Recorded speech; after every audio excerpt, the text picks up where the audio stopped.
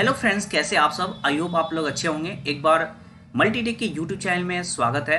जैसे कि मेरा नाम शहजाद और आज का जो वीडियो होने वाला है, आज का जो क्लासेस होने वाला है, बहुत ही यूज़फुल और टिप्स एंड ट्रिक बताने वाला हूँ। तो इसमें देखिए, इसमें ज़्यादातर क्या होता है कि बहुत कई बार ऐसा होता है कि आईसी यानी पावर आईसी चेंज कर दिए, फिर भी हमारा ऑन नहीं हो रहा है, यानी पावर आईसी आउटपुट सप्लाई नहीं निकाल रही है और वो लाइन में फॉल्ट आती है। बट बहुत कम लोग टेक्नीशियन भाई साहब वहाँ पे जा पाते हैं। तो आज मैं कुछ बताने जा रहा हूँ मैं, तो ये वीडियो में लास्ट तक बना रहे। अगर इस चैनल पे नए हैं तो सब्सक्राइब जरूर कर लीजिए और वीडियो अच्छे लगे तो लाइक कमेंट जरूर करें ताकि उसे मोटिवेशन मिले और आप तक और नए नए चीज़ पहुँचा सके। ठीक है, तो अब हम देखिए, हम आपको समझाते क्या है। बहुत ही ज़बरदस्त ट्रिक है ये। तो हमने देखिए, जैसे कि ये कोई भी फ़ोन में ऐसा ही होता है। तो हमने एग्जांपल में एक Redmi Note 8 का हमने ले रखे हैं, Redmi Note 8 Pro का डायग्राम। तो यहाँ पे अगर आप देखेंगे मदरबोर्ड में, तो ये जैसे ये मेन पावर आईसी है, ये मेन पावर आईसी है। तो ये पावर आईसी और यहाँ पे कॉइल बहुत सारे लगी हुई है। तो कॉइल और आईसी के बीच में जो सारी एक जो कैपेसिटर लगे हुए हैं, है ना, ये सारे कैपेसिटर क्या होता है, वीपीएस का होता है। यानी हमारा वीपीएस पावर इस कैपेसिटर से होकर के इस आईसी के अंदर इनपुट होता है, यानी इस आईसी के अंदर जाती है। ठीक है ना, वोल्टेज सर, ठीक है, हर एक कैपेसिटर से। तो अगर कई बार ऐसा होता है, जैसे कि मैं आपको वीडियो पे भी दिखा देता हूं मैं, कि जब वीपीएस पावर इस पीएमआई आईसी से बनकर निकलती है, ये पीएमआई आईसी है, और यहाँ पे वीपीएस पावर में जब निकलती है पीएमआई आईसी से, तो यहाँ पे कैपेसिटर, बूस्ट कॉइल और डायोड लगा होता है। यहाँ पे देख सकते हैं, और कई बार डायोड देखने को नहीं मिलेगा। तो यहाँ पे आप देख सकते हैं कि ये बूस्ट कॉइल, कैपेसिटर यहाँ पे, और आगे ये डायोड लगा है क्या,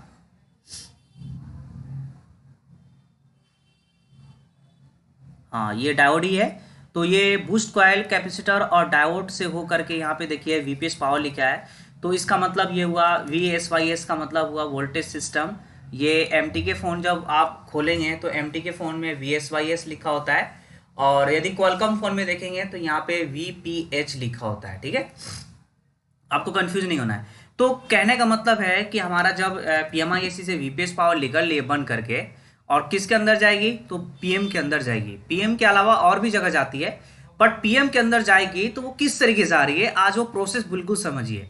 ठीक है ना। और यदि पावर आईसी चेंज करने के बाद भी अगर हमारा पावर काम नहीं कर रहा है या पावर आईसी आउटपुट नहीं निकाल रहा है, तो क्यों नहीं निकाल रहा है, वो हमारे सारी चीजें समझना है, ताकि उससे समझने के बाद अगर उससे फॉल्ट हो तो हम आसानी से फॉल्ट को फाइंड करके रिपेयर कर सके। ठीक है ना। तो अब उसके लिए देखिए क्या हमें समझना है। तो इसके लिए हम आते हैं स्कीमेटिक डायग्राम में। ठीक है, तो यहां पे देखिए U2401 जो आईसी है वो ये वाला आईसी है, ये वाली मेन पीएम। ठीक है ना। अब यहाँ पे देखिए कॉइल कितनी लगी है, तो ये सारे कॉइल ही है, यहाँ से जितनी दिख रही है ये वाली, ये सारी कॉइल ही है। तो टोटल कॉइल जो यहाँ पे लगी है 2 3 4 5 6 7 8 और ये 9। तो टोटल कॉइल फिलहाल अभी यहाँ पे 9 नजर आ रही है। ठीक है, तो यहाँ पर भी देखिए ये सारे आउटपुट का कॉइल है, 1 2, ठीक है, ये 3, ये 4, ये कॉइल की सिंबल है, ये 5 6 7 8 और ये 9। देखिए एक और दिया है 10, तो हो सकता है और भी एक वहां पे हो।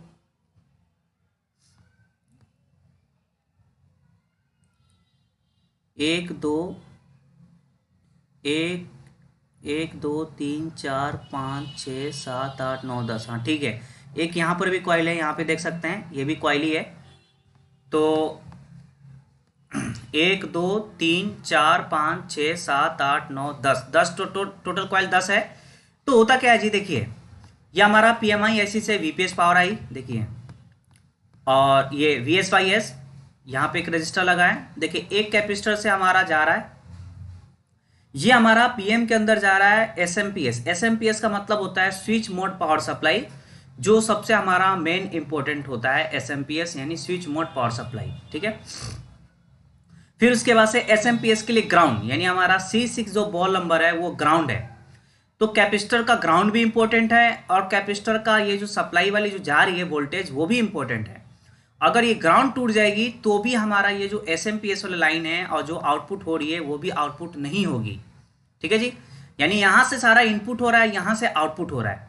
तो अब यहां पे देखिए पहली कॉइल का क्या लिखा है, VSY VP Rock 1, ये इनपुट हो रहा है किसके लिए, तो VP Rock 1 के लिए इनपुट हो रहा है कि मतलब इसमें हमारा VPS पावर इनपुट होगी इस कैपेसिटर से, और ये ग्राउंड में हमारा कनेक्टेड है C16 और C15। तो यहां से हमारा जब VPS पावर जा रही है इस IC के अंदर, किसके लिए जा रही है, तो VP Rock की सप्लाई जो है उसकी आउटपुट निकालने के लिए। तो यहाँ पे देखिए VP Rock 1, तो यहाँ पे देखिए VP Rock 1 की आउटपुट, यानी जब इसके अंदर पहले VPS इनपुट होगी उसके बाद से यह हमारा VP Rock 1 की आउटपुट वोल्टेज निकालेगी। यदि अगर यहाँ पे कोई प्रॉब्लम हो गई, यानी यहाँ पे अगर वोल्टेज नहीं आ रही है, ट्रैक टूट गई है, तो ये सप्लाई नहीं निकालेगी और आप 2 4 5 भी नए चेंज कर देंगे फिर भी हमारा ये सप्लाई नहीं निकालेगी जब यहाँ के अगर कनेक्शन टूट जाती है तो। ठीक है, ठीक उसी तरीके से देखिए यहाँ पे फिर एक और कैपेसिटर है और ये कैपेसिटर से हमारा किसके लिए इनपुट हो रहा है, यानी देखिए कहने का मतलब है इनपुट आउटपुट आपको कैसे समझना है। देखिए किसी भी चीज को सप्लाई चाहिए, किसी भी आईसी को चलने के लिए सप्लाई चाहिए, तो पहले आपके दिमागों में ये चलना चाहिए कि भाई इस आईसी को सप्लाई कितनी चाहिए चलने के लिए। तो कितनी चाहिए चलने के लिए, ये हो गया इनपुट, यानी चलने के लिए मतलब क्या हुआ कि उसके अंदर कितनी आएगी तो आईसी चलेगी। कितनी वोल्टेज चाहिए इस आईसी को चलने के लिए, इसका मतलब उस आईसी के अंदर कितनी वोल्टेज आएगी तो वो आईसी काम करेगी। इसका मतलब हो गया इनपुट। इनपुट का मतलब आ रही है।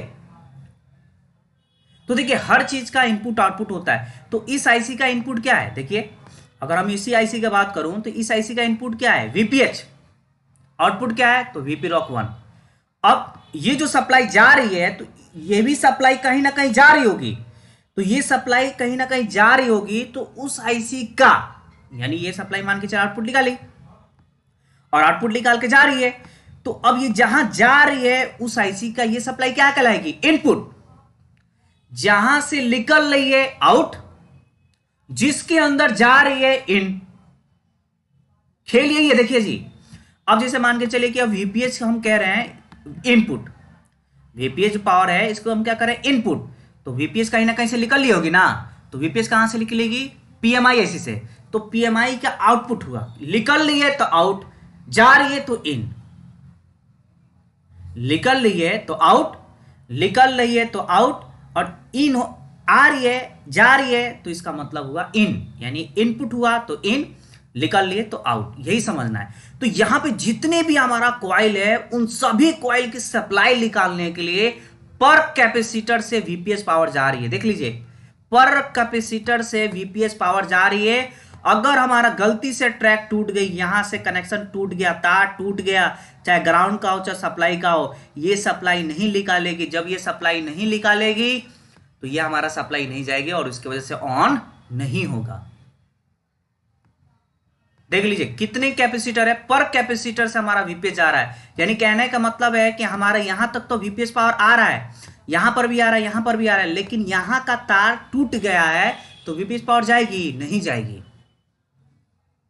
अब मैं आपको बीच में पे समझा देता हूं ताकि आपको बिल्कुल अच्छे समझ में आ जाए। और ये वीडियो अगर अच्छा लगे तो कमेंट्स लाइक जरूर करें ताकि मुझे पता चले, है ना। और एक ये अच्छी आदत है, अगर अच्छा लगता है तो लाइक कमेंट्स करना है कि अच्छी आदत है, अच्छी हैबिट है।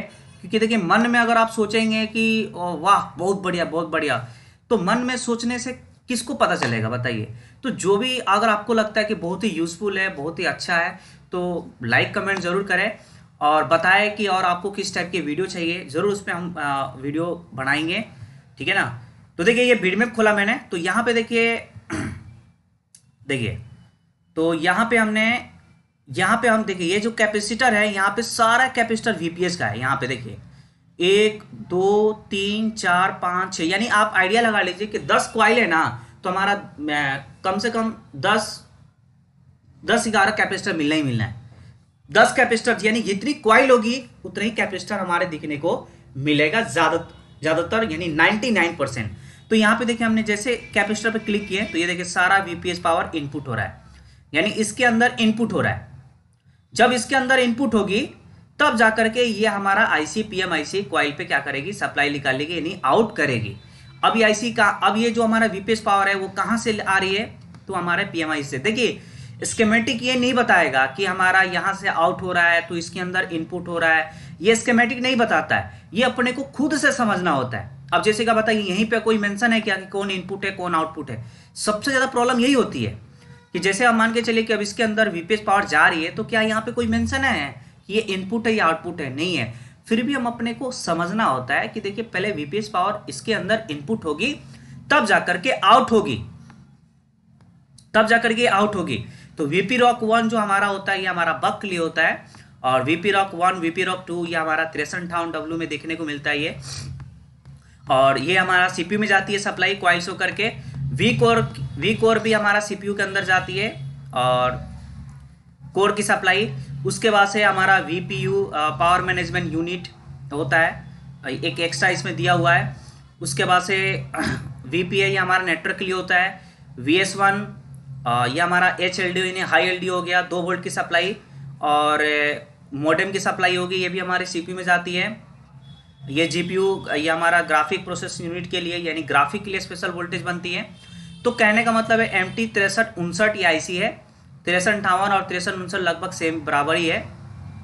तो यहाँ से हमारा वीपीएस पावर जब इनपुट होगी तो अब से हम अपने को क्या करना है कि जब भी अगर हम पीएमआईसी चेंज कर दिए, रिवॉल्व करके देख लिए, फिर भी हमारा आउटपुट सप्लाई नहीं निकाल रहा है, तो एक बार हमें सभी कैपेसिटर पे देख लेना है कि क्या सभी कैपेसिटर पे वोल्टेज आ रहा है 3.7 से 4.2, यानी यहाँ पे सभी कैपेसिटर पे आपको वोल्टेज देख लेना है, चार्जर लगाकर बैटरी लगा करके कि यहाँ पे वोल्टेज आ रहा है कि नहीं आ रहा है, प्रॉपर आ रहा है। फिर उसके बाद से आपको चेक कर लेना है कि क्या सभी कैपेसिटर ग्राउंड से कनेक्टेड है, क्योंकि अगर ग्राउंड भी टूट जाएगी तो भी हमारा सप्लाई आउटपुट नहीं होगी। जैसे मान के चलिए कि इधर ऊपर का हमारा सप्लाई होगी,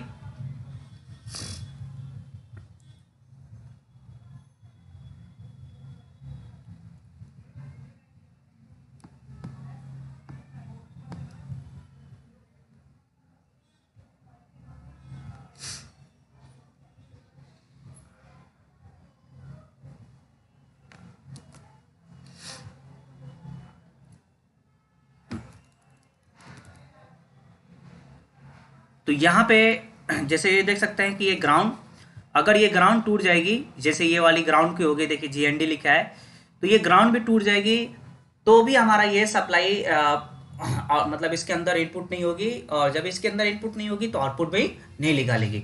तो हमें सभी कैपेसिटर पे वोल्टेज देख लेना है और ग्राउंड से चेक कर लेना है। देखिए ये प्रॉब्लम्स हम कई बार फेस किए हुए हैं, तो मैंने सोचा कि चलो 2 दिन पहले भी हमने ये प्रॉब्लम को हमने देखा मैंने, उसके बाद एक जंपर लगाना पड़ा, बस उसके बाद से आईसी सारा आउटपुट निकाल दी। तो मैं सोचा चलो आप लोग से भी हम शेयर करते हैं, क्योंकि ये बहुत ही है और आपके लिए बहुत ही यूज़फुल है। तो यहाँ पे सभी कैपेसिटर पे वोल्टेज चेक करना है और ग्राउंड से कनेक्टेड है कि नहीं है, मतलब एक सिरे में वोल्टेज चेक करना है। फिर कुल टेस्टिंग का मतलब हो गया चार्जर और बैटरी निकाल कर रिमूव करके चेक करना है कंटिन्यूटी रेंज पे कि क्या सभी कैपेसिटर ग्राउंड से कनेक्टेड है या नहीं है, ठीक है। उसके बाद भी अगर फिर भी नहीं निकाल रहा है तो पैड तक चेक कर लीजिए। पैड तक का मतलब ये हुआ कि हो गया कि जैसे हमारा यहाँ पे यानी जितने भी है जहां जहां दिखा रहा है उन सभी पे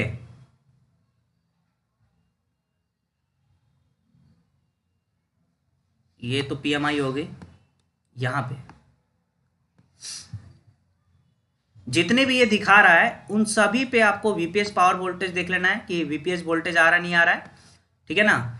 या फिर जिस पे अगर आउटपुट वोल्टेज नहीं आ रहा है तो वो बॉल नंबर देख लीजिए। जैसे एग्जांपल के तौर पे हमारा वीपी रॉक 1 पे कोई वोल्टेज नहीं आ रही है, तो वीपी रॉक 1 का बॉल नंबर कितना है B15 B16।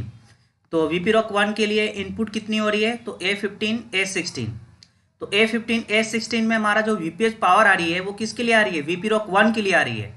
तो A15 और A16 पे यानी आपको करना क्या है, सिंपली A15 और A16 तो यहाँ पे ए देखेंगे, ए, तो यहाँ पे ए, ये रहा हमारा A15, ये रहा। तो A15, A16, तो सीधे यहाँ पे आपको चार्जर बैटरी लगा करके यहाँ पे वोल्टेज चेक कर लेना है कि क्या यहाँ पे वोल्टेज आ रहा है या नहीं आ रहा है, या फिर आपको देख लेना है कंटिन्यूटी की हमारा ये जो जिस कैपेसिटर से होकर के आ रहा है वहां से वहां तक कंटिन्यूटी बता रहा नहीं बता रहा है। वैसे तो वोल्टेज सही रहेगा कि सीधे यहाँ पे वोल्टेज चेक कर लीजिए। अगर यहाँ पे वोल्टेज नहीं आया तो समझ लीजिए कि ट्रैक टूट गया है, तो आपको अंदर से क्या करना होगा, जंपर देना होगा। तो ये बहुत ही यूजफुल है कि अगर इसके ट्रैक टूट गई अंदर की तो आपको जंपर देना होगा, यानी इसकी अंदर की अगर ट्रैक टूट गई, यहाँ से अगर सप्लाई नहीं जा रही है, कनेक्शन टूट गई, तो आपको A15 के बॉल पे जंपर देना होगा ताकि ये वोल्टेज यहाँ पे जाए। जब यहाँ पे वोल्टेज जाए तो यहाँ से प्रॉपर आउटपुट निकाल दे।